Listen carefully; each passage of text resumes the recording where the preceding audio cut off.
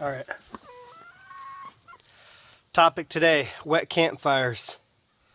We're supposed to get rain every single night this week, and my survivability depends on my ability to cook, which there's no stove, there's nothing like that. You're looking at the stove. It's just a campfire. There's some brush on it. I was doing a little bit of clearing yesterday. Anyway, tools. The starting cost of this is about $40 to $50. Okay? These tanks are like 10 bucks a piece. Each one of these, I have not ran out of a tank yet. I have probably started 20 to 40, I can't remember exactly. I've been doing this for a couple months and I haven't ran out of a canister yet. It's a little wet. Yeah, sorry. Again, it got rained on, no big deal. Anyway, second thing, which is not mandatory, but oh my goodness, it helps. That fan. This is a Milwaukee fan. Not sponsored, whatever, blah, blah, blah. Blowing on crap just ain't gonna do it with hardwood. You have to have a fan. If you don't, in the rainy season, mind you, I'm not talking about, everything's been dried out for a week or two. No, I'm talking about rain. All right, all this perfectly dry, rotten lumber, which is amazing for starting big fires, isn't going to do you any good at all. It's just not, because it's more porous. It's going to soak up the water quicker than the green lumber, the stuff you just cut down. Anyway, so this is based on you're cutting crap down and you're burning it, not looking for dead stuff. And let's say you don't have any, which, okay, that's kind of weird, but let's just imagine, okay, you're cutting down trees. Look for the dead ones. They will burn faster, especially if they're vertical. Even if it rains, most of the log isn't going to get wet. So you can chop it down and split it up and take the guts out of the middle of the logs, the dead trees, and that'll give you plenty of starting. Other than that, if you've got a tarp some wood. Even if it's just here, let me show you something. All right, so this is my burn pile. This is my scrap wood. Okay, I don't just burn it all. I'm only burning the very tips, right? The stuff that's like 1 inch minus. And quite honestly, if you wanted to segment all that and segregate it into smaller little twigs and stuff like that, you could, absolutely. The small twigs are easy to find. That's not a problem at all. Let me get this situation back. Okay. So, continuing my rant, sorry. So, obviously you got to have an axe. This is about a 1 inch by 12. I'll zoom. I'm going to get the camera over here so you can kind of see what I'm doing here. And you'll see how easy it is. All right. So I like to make a wall, if you can, another wall right here. Which of course I could if I wanted to. But anyway, and then I'll take a bunch of little stuff, put it down. This isn't the Boy Scouts. This is real life. No offense to the Boy Scouts, but I'm in the middle of the rainy season. I'm not going to depend or have my family's life depend on flint and steel, and I'm just not going to do it. But then you'd ask, well, what happens if I run out of torch? And if my torch goes bad? I have 3 spare tanks inside the house, so yeah. Alright, so sorry for the jitteriness or whatever, and all I'm going to do is just light the little stuff on fire. Lock it into position, you ain't got to do nothing.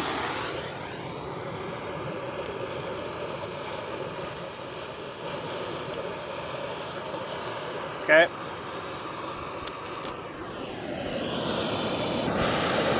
Mind you, this is wet. This is all soaking wet.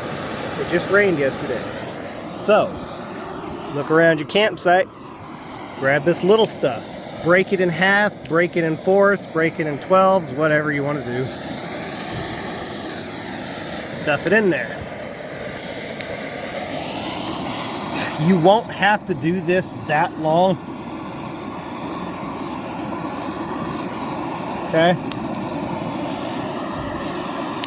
And I'm not trying to make an overly long video here, but not everybody knows this stuff. This is simple stuff to a lot of people, but yeah, my torch is just resting. I'm not holding it. You ain't got to worry about it blowing up. I am a plumber. I play with fire more than I'd like.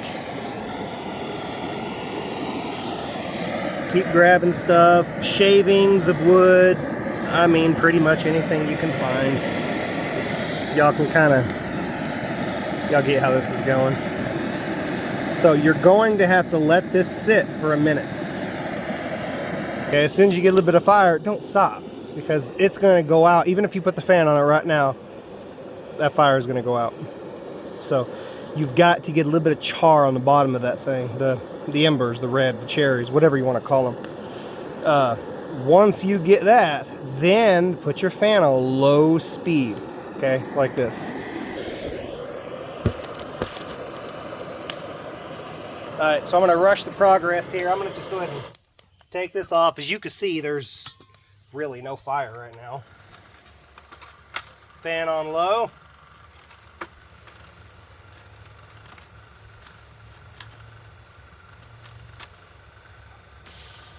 That's what I absolutely love. The biggest thing with your fan, you don't want it so high that it blows anything away. You want just a nice gentle breeze at first. Once you get you some bigger logs, like once the 1-inch and the 2-inch stuff is lit, then you can go all out. Get that thing full blast if you want to, go through 3 batteries and have you a nice little bonfire. But with this oak and this hardwood, if it's soaking wet, there ain't no bonfire gonna happen.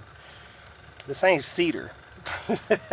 So I'll let you watch that for a minute while I collect some little stuff.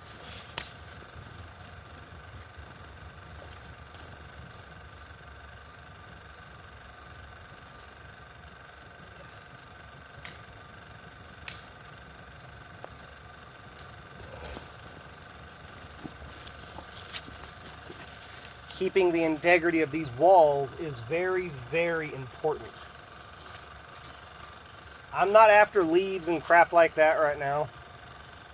I'm just after this little bitty stuff. Its thermal mass is not very much, and it'll heat up, dry up, and catch fire quickly. It doesn't take very long.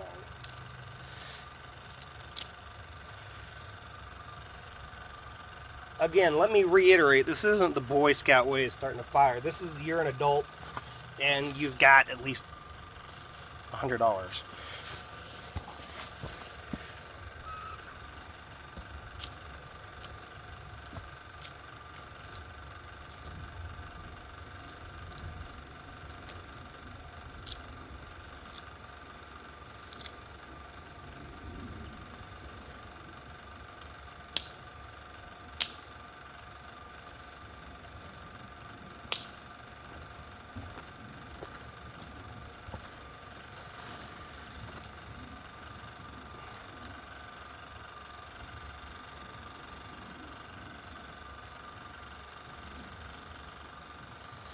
And I mean, just stuff, this little stuff.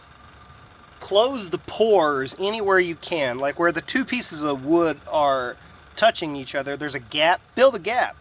The less holes, the less exhaust, the fire will get hotter and hotter and hotter. It's a damper, basically. In your not your chimneys, in your fire, your wood stoves and all that in log cabins, there's a damper on the top of it. What that dampener does is it's basically a flap in the middle of the pipe that opens and closes. As you rotate it, it shuts and then it opens up to allow maximum airflow. Well, if you shut that, let's say you open it 45% or 50%, whatever, then it's going to make the furnace really hot really quick, okay? And then it's going to overheat your house. But we'll talk about all that stuff later. And you're going to adjust your intake and all that. God, I hate having to stretch my head way the hell over here. Anyway, so what I'm doing is I'm basically trying to seize, or not seize, stop the air from being able to get out of the fire. Trap it all in one space. However, I've got an intake port. All right, I don't want to trap all of it. Some of it does need to be able to leave, but it'll find its way. You don't have to worry about that. So anyway, I think I can turn this up a little bit more here.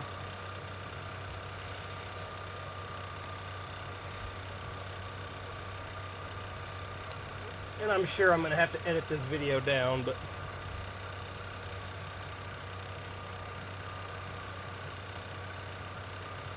how long did I have the torch on it? I had the torch on it for, I think, 2 minutes, maybe 3. So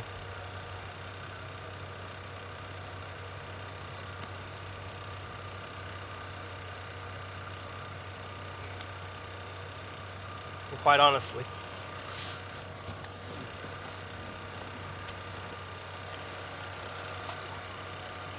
typically I would have the torch on it for a lot longer, but this is bare necessities.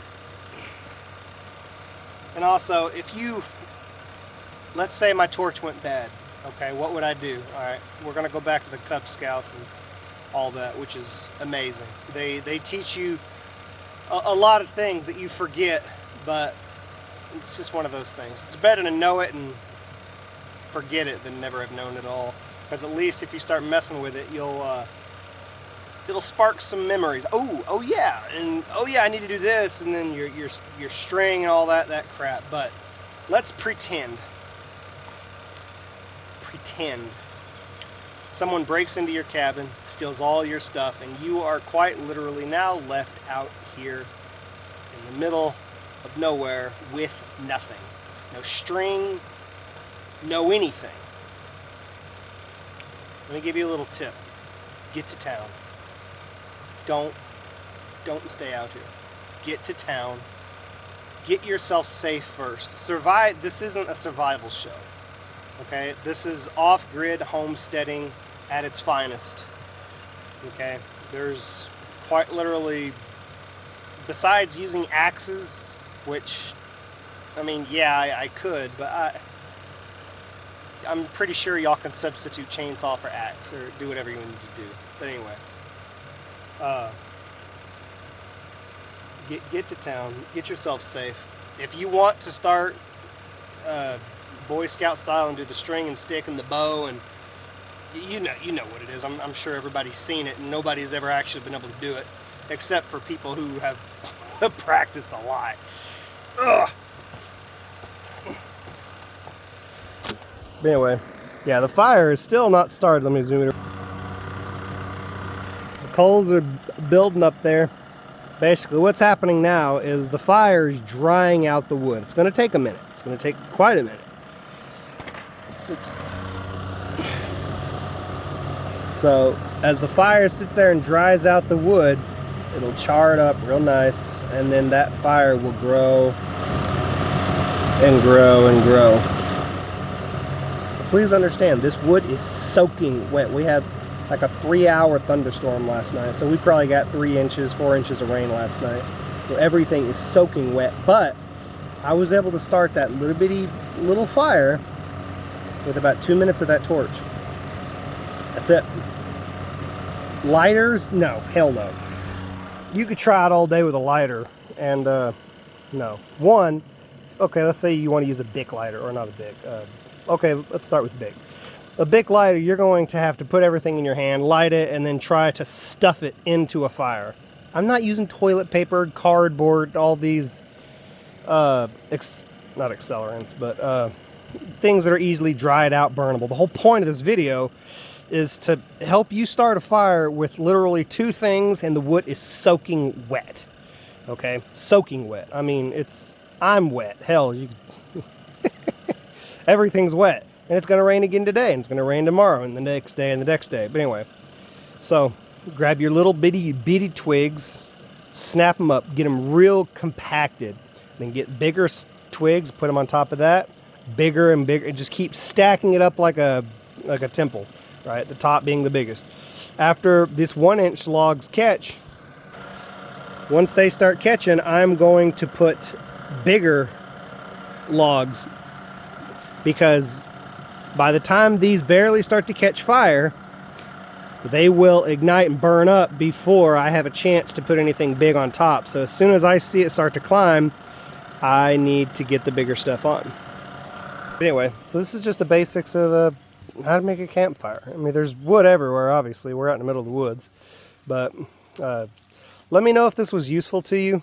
I know some people that are coming out here are, not to be disrespectful, but city slickers, which is fine. It's, hey man, if you see the light in your 30s, you see the light. You know, it's a great lifestyle. It's harder, but it's worth it. Peace, freedom, and you know, debt free, and all those good things that go along with it. If you want to be attached to a grid and all that, it would cost me about probably $10,000 to get electricity from the bottom of my property to the top, which it goes through the bottom of my property. But anyway, rambling.